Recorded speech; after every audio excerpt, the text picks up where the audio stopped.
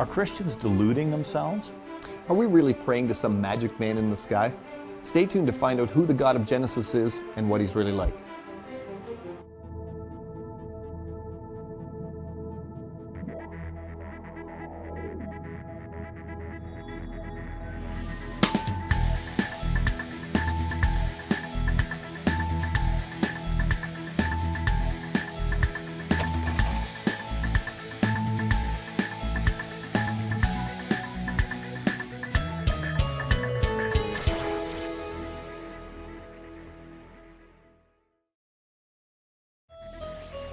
Well, welcome back. My name's Calvin Smith. And I'm Richard Fangrad.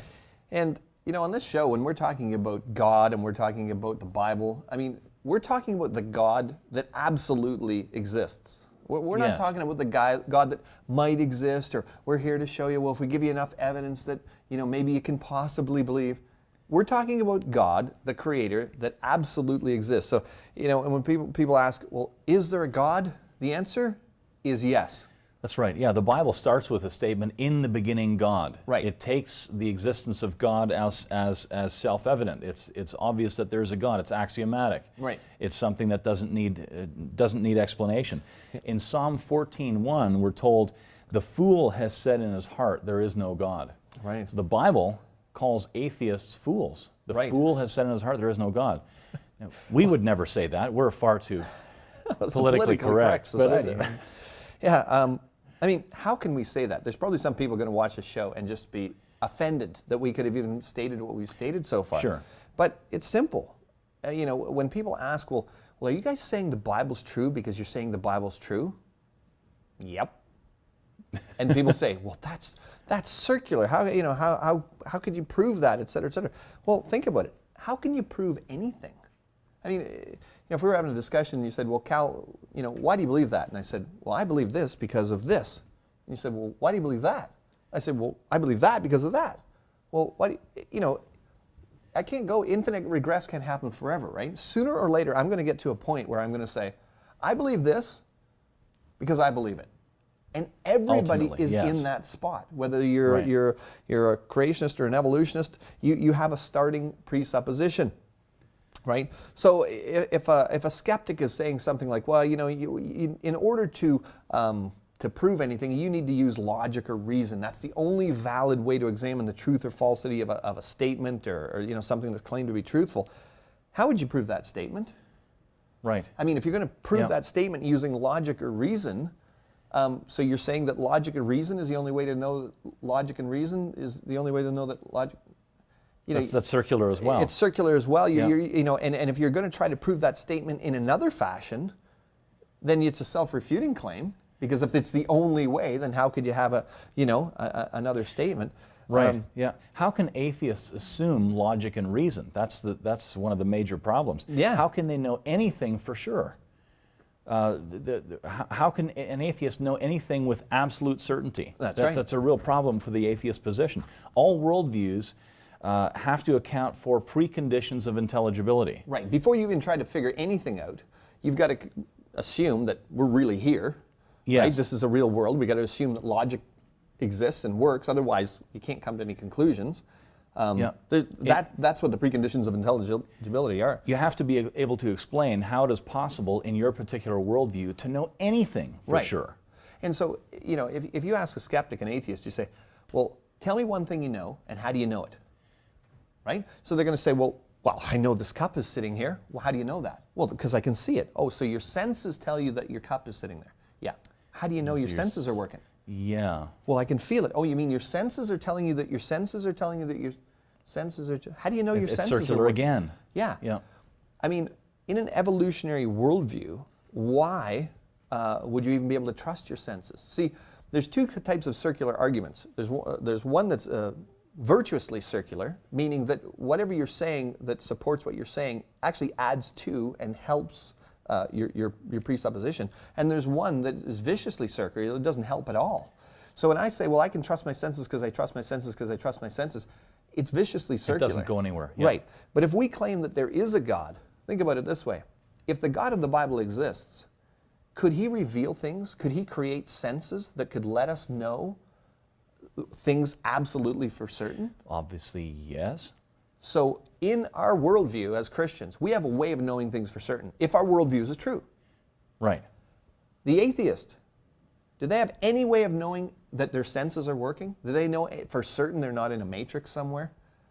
Yeah, ultimately the answer has to be no. It has to be no.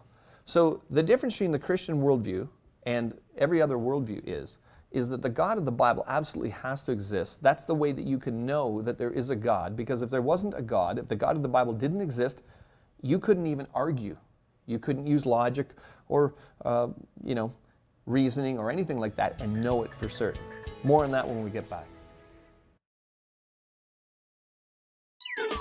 In 1947, a crash landing occurred in Roswell, New Mexico that people still talk about. According to many UFO believers, aliens from another world crash landed their flying saucer, and the US government has tried to cover it up ever since. This claim was given impetus with the release of a 1995 documentary that claimed to show genuine footage of autopsies on aliens that were recovered from the crash site. But the credibility of this film experienced its own crash landing when one of the actors paid to take part in the documentary publicly confessed it was a hoax. So what really did happen at Roswell? Well, 1947 was the beginning of the Cold War, and the USA was secretly monitoring the Soviets via weather-type balloons with specialized monitoring equipment. When one crashed on a ranch at Roswell, they wanted to keep things secret so that the Soviets didn't know they were being spied upon.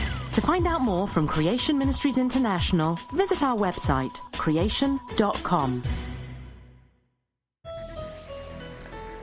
Okay, so we're talking about the God of the Bible. Let's start with a skeptical question, which is kind of illogical. We get it all the time. And the question is, well, who created God?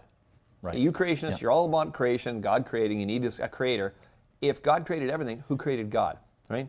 Now, skeptics like to point this out, that, you say, well, this needs a creator, then here's a creator of that. Well, you need to have a creator of this, you need to have a creator of that, and this concept of, again, infinite regress. You can't have endless amount of gods who create the next god, et cetera, et cetera.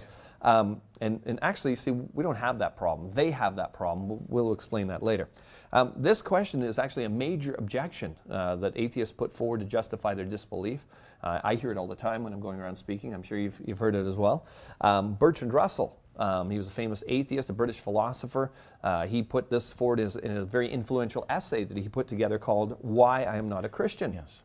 And of course, many modern atheists have used this argument as well.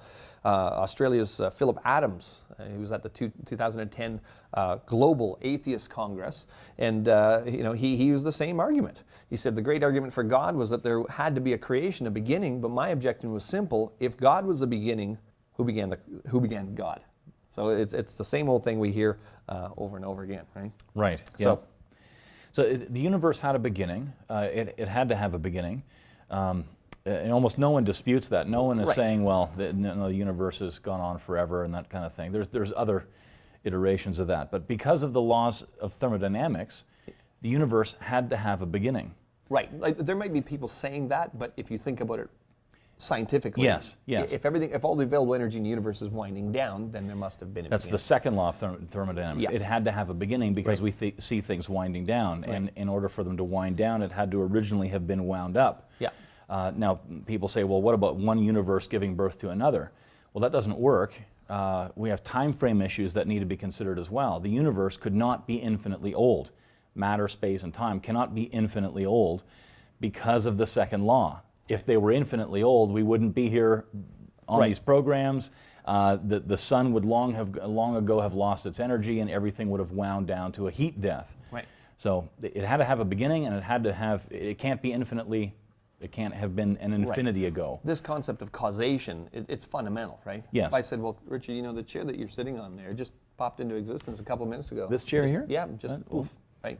Wow. You'd probably be phoning up a, place to get me checked out pretty quick, because we just know that it had to be, right? So when you hear atheists using things like, well, we need to be rational and reasonable and logic and stuff like that. I mean, if you're talking about a big bang that came out of nowhere, basically nothing exploded and created everything eventually, that's an illogical concept. See, because if somebody asks you, well, who created God? You say, well, God is infinite. He's always been there. Well, that's not a good explanation. Well, wait a sec.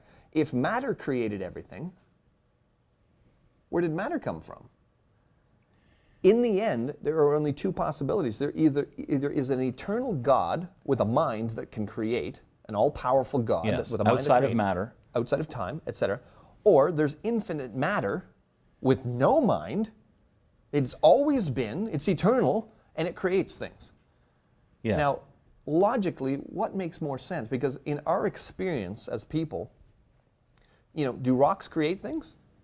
No, but people can take rocks and create things out of the rocks, right? We create new things. I mean, we're created in the image of God. So this isn't a problem for us when people say, well, who created God? It's a problem for the skeptic because they have to believe in eternal matter that can create, and that's not logical. It's not rational. Right, and you have cause and effect as well. I mean, everything that had a beginning must have had a sufficient cause. Right. That law was stated incorrectly, actually, by Russell back then. Right. Everything that had a beginning had a cause. Right. And so the cause of the universe must have been non-material. Right. Because if it was material, as you just mentioned, then matter would be subject to the same laws of decay. That's right.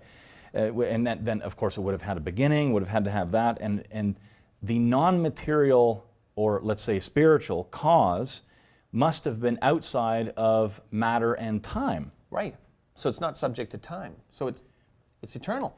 It sounds a lot like in the beginning God. Right. Those attributes, and to create the universe, you'd have to be all-powerful. So now we've got all-powerful, eternal, outside of matter and time. It really does start to sound like the God of the Bible. For a more in-depth understanding of topics relating to the creation-evolution debate, the Journal of Creation contains peer-reviewed research papers that support the biblical account of creation, the flood, and the fall. One subscriber said, "I always assumed that this journal would be too academic for me. Not so. I am a Christian with a very inquiring mind. With each issue, I find powerful articles that open doors and shine light on my understanding of the world. Each Journal of Creation is more than 120 pages and published 3 times a year. To subscribe, visit creation.com. Now, another question we get quite a bit is if God can do anything, then why can't He do X? Right. There's questions like that. There's all sorts of variations of this, right? You hear things like, well, if God can do anything, can He make a rock too heavy for Him to lift? Or, can He make 2 + 2 = 5? Or can He make a square circle? Or the most interesting one I had recently was from a young fellow. He said, could God microwave a burrito so hot that He couldn't eat it? All these silly questions. Yeah. But really, skeptics are trying to be clever with this, right? They're trying to give you a question you couldn't possibly answer because God can do everything, et cetera, et cetera. Yeah, ultimately it's kind of like first week in psychology class or something like that. The basic answer to that question is village atheist stuff. An all-powerful God can do anything, but can't do a nothing. Right. No amount of power will make a square circle. No amount of power will make 2 + 2 = 5. Exactly. It doesn't. The questions stated, for going back to that rock one, is can God make a rock too heavy for Him to lift it? Really restated, it's a rock too heavy for a being who can lift anything. Yeah. Well, that's an illogical statement. It's a nothing. You're not. The statement is self-refuting. Right. In itself, it's illogical. This type of argument is a type that they call the fallacy of contradictory premises. If the premises itself, premise itself of an argument is contradictory, it cannot be. Is there such a thing as 2 + 2 = 5? No. Then no amount of that is a nothing. It's a nothing, not a something. Yeah. So this skeptical argument actually cancels itself right out, which means actually if you were debating someone in an official debate and somebody started with a fallacy of contradictory premise, you don't even have to answer them. The judges would just be sitting there going, yeah, you don't even need to respond to that statement. So note that all powerful means the power to do anything that power can do. Right. So like you stated, it doesn't. How much power would it take to create a square circle, et cetera?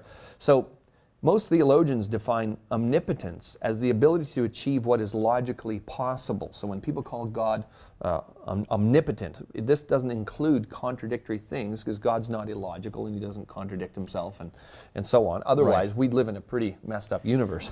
Sure, yeah. And C.S. Lewis actually pointed this out, the author of the Narnia series and many Christian books on theological issues. In his book, The Problem of Pain, that he wrote in 1940, he said this: omnipotence means power to do all or everything. And we are told in Scripture that with God all things are possible. It is common enough in argument with an unbeliever to be told that if he existed and were good, would do this or that, and then if we point out that the proposed action is impossible, to be met with the retort, but I thought God was supposed to be able to do anything. This raises the whole question of impossibility. Right. So in the ordinary usage, the word impossible generally implies a suppressed clause beginning with the word unless. Right. It's impossible unless. Unless you have this. Right. So it's impossible for me to see the street outside right now. Right now. We're in the studio here. Yeah. Unless I go and walk out the door and have a look at it. Right. It's impossible from that point of view. If I said, well, yes, I've got a broken leg, it's impossible for me to get out to the curb. Well, unless you help me go out there. Sure, yeah, or we find a wheelchair somewhere or something, we'll drag you out there. Right, right. So there are those, it's that unless thing. It's impossible unless you have this or that. Right. I like what C.S. Lewis also said. He said, it's no more possible for God than for the weakest of his creatures to carry out both of two mutually exclusive alternatives. Not because his power meets an obstacle, but because nonsense remains nonsense even when we talk about God. So these types of arguments absolutely fail. They fail right at their starting foundation. Yeah, you have things like the married bachelor or the square circle. Those aren't, you can't put unless in there anywhere. Those things are illogical right from the get-go. Exactly. Now this also helps us to deal with a dilemma called the Euthyphro Dilemma. That this was a debate between Socrates and Euthyphro, and Socrates says, well, is something good because the gods love it, or do the gods love it because it is good? And of course that's been applied to the biblical God as well. If something's good merely because the gods like it, then goodness is arbitrary. These are the horns of the dilemma here. If the gods like something for its goodness, then goodness is a property that exists independently of or above the gods, right?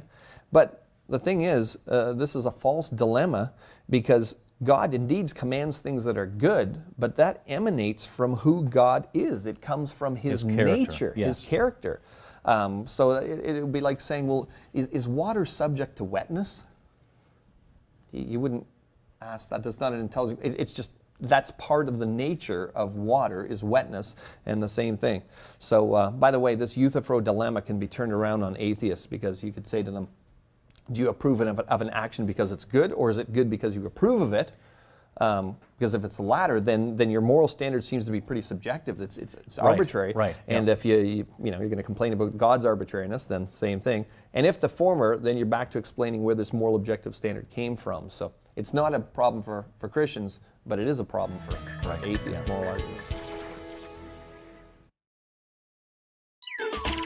When most people hear the word explosion, they often think of destroyed buildings and injured people. But geologists have long recognized a different type of explosion in Earth's sedimentary rocks, known as the Cambrian explosion. Cambrian rocks are a group of rocks found around the world in which we find fossils of many of the major animal groups. This is significant because Precambrian rocks found below the Cambrian don't generally contain much fossil material, but then in the Cambrian there are fossils in abundance. In fact, this transition is so dramatic that some call it the Cambrian Big Bang. But probably the most devastating impact of the Cambrian explosion is the damage it does to evolutionary ideas, even with evolutionary dating notions. Since most major animal groups appeared suddenly in the fossil record without ancestors, the idea that all life evolved slowly over time becomes very hard to swallow. To find out more from Creation Ministries International, visit our website, creation.com.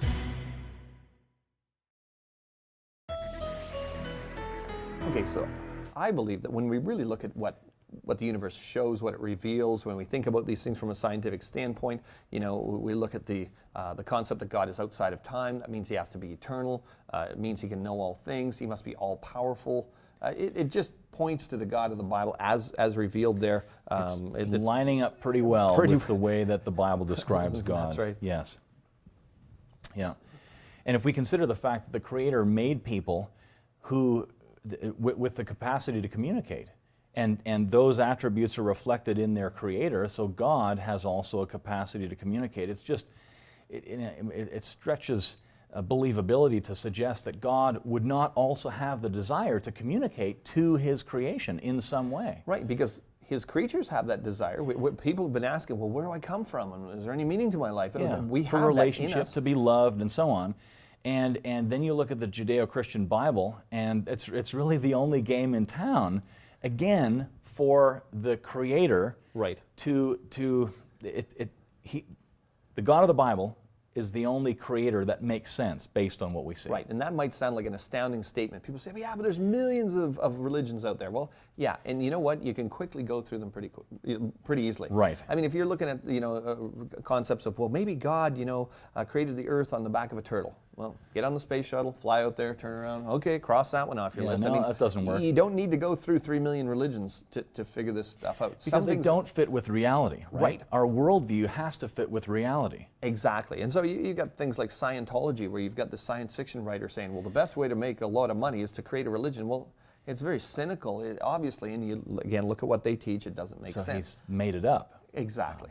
You've got cults like the Jehovah's Witnesses and the Mormons, and they're these additions to Christianity, or in a sense a subtraction. For example, the Jehovah's Witnesses, where they say, well, God isn't, Jesus isn't God, and they don't believe in the Trinity, and so they're focusing on one thing and really taking only things away. on Jesus's manhood, not his godhood, not his divine attributes. Right. Yeah. And then you've got Islam, for example.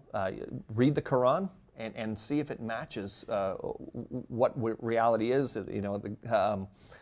Just what kind of creatures he would have created, how he's communicating, who he is. It doesn't match up. So really, the Bible is the most credible of all of the sources that God could have communicated with. Yes, and it's a historical document. We have the resurrection itself. Right. I mean, and all of the historical and legal evidences that can be brought to bear on the accuracy of that event, that actually took place, that Jesus was actually dead on the Friday and actually arose on the Sunday. Take just one thing, the apostles' testimony. They were all, except for John, killed in violent deaths. They were martyrs for what they believed. Right. And now, if they knew that Jesus hadn't rose from the dead, that's the thing. They would have died for a lie, something they knew wasn't true. Not like a suicide bomber who may believe that he's going to have a reward in heaven. Yes. But he doesn't know it's not true. Right. The apostles would have had to die for something they knew was false, which right. makes no sense whatsoever. So there's that evidence on top of everything else that we've talked about. Right. When I talk to a skeptic and they say, what about these Bible contradictions and things like that?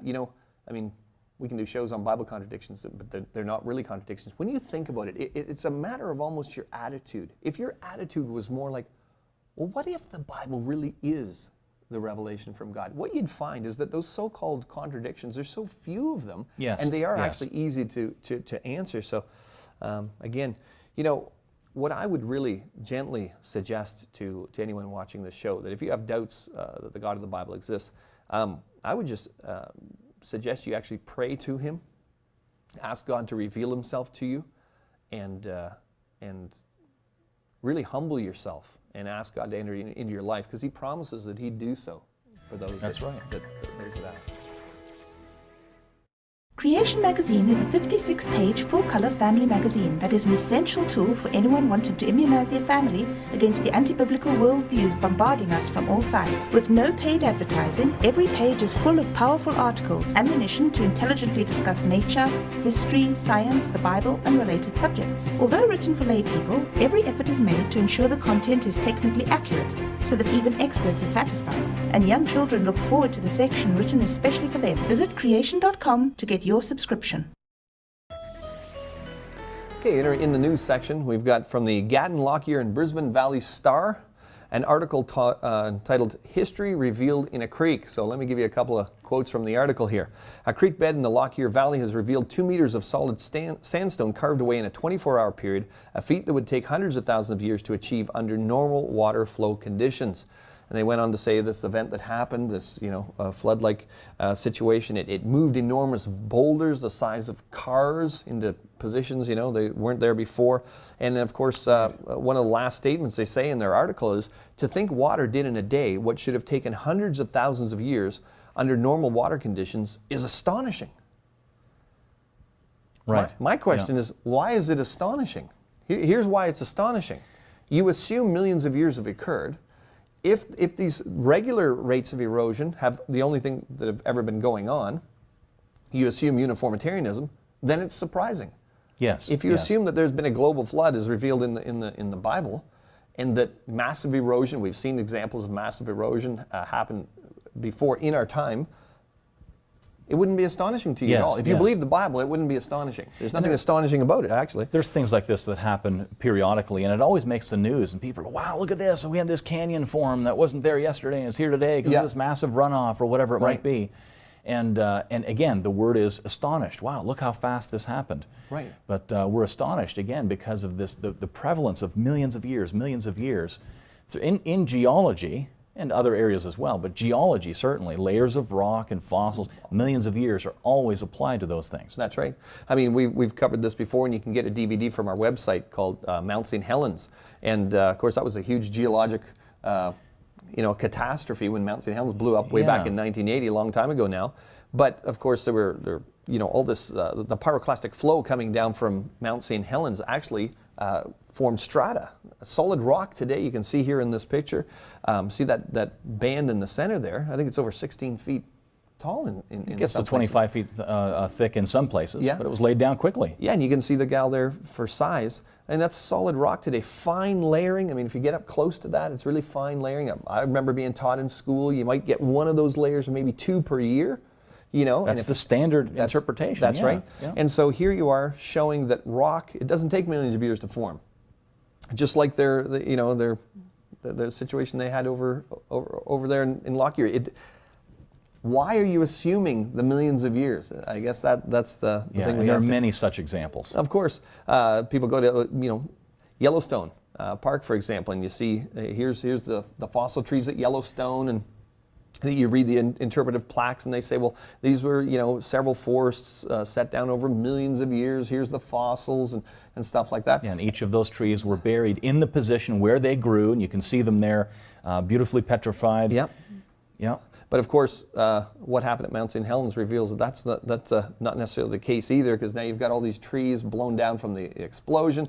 Now they're starting to sink. They're getting to the bottom of Spirit Lake. They're getting covered in sediment, and it looks all the world for like what we see at Yellowstone, except it's taking place very, very quickly. So again, this is the type of stuff we cover a lot, but we would just encourage people, when you're looking at these sensational claims made in the media, or sometimes even in scientific reports, just think, wait a sec, if you apply biblical history to that, is it really that astonishing? Yes. Is there another explanation for what we're seeing here? Right, because this long age paradigm that's just so ingrained in our heads can easily be accounted for just by looking at the Bible. That's right.